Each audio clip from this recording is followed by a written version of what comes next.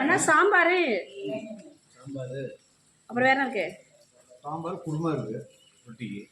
அப்படின்னா பிரியாணி நினைச்சேன் நிசா. நீ அப்படி தானே சொன்ன லூசு. மட்டன் பிரியாணி வாங்கி தரேன்னு சொல்லி கூப்பிட்டு வந்தான். எல்லாம் போயிடலாம் இருக்கிற மணி 5 மணி ஆக போகுது. 12 மணி 2 மணி மட்டன் பிரியாணி. அப்பவே நீ தனியா தின்னும் போது மட்டும் எப்படி சிக்கன் டெய்லி சிக்கன் பிரியாணியா தின்னுவான், நான்வெஜ்ஜா தின்னுவான். முன்னே ஆள் வரப்ப பிரியாணி வைக்கிறோம், எனக்கு வரப்ப பிரியாணி வைக்கிறோம்.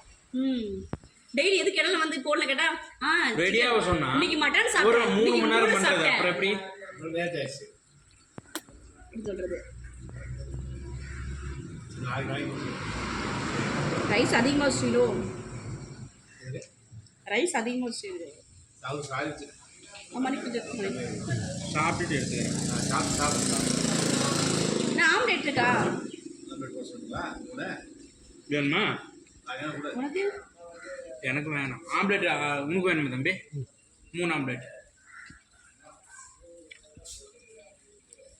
நான்வெஜ் இல்லாமல் நீ தின்னவே மாட்டேன். அதிசயமா இருக்கு. என்ன உட்கார வச்சுங்க சாம்பார் சாப்பிட்டு இருக்கேன். நான் ஆனே கொஞ்சம் அதிகமாக போட்டு போடுங்கண்ணா.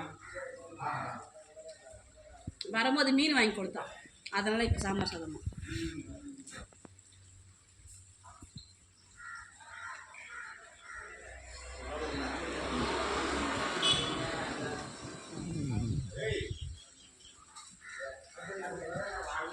சாப்பிடு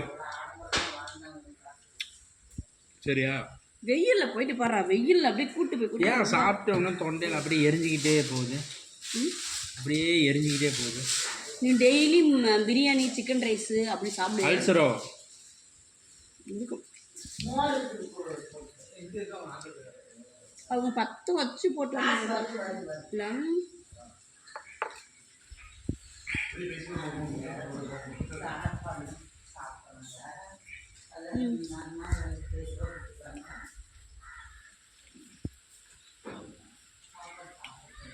என்ன சாப்பிட விடு, சாப்பிட விடுப்பா. இன்னைக்கு கிடைச்சது ரைஸு சாம்பார், சாப்பிடு. அண்ணா அப்பெல்லாம் இல்லைண்ணா.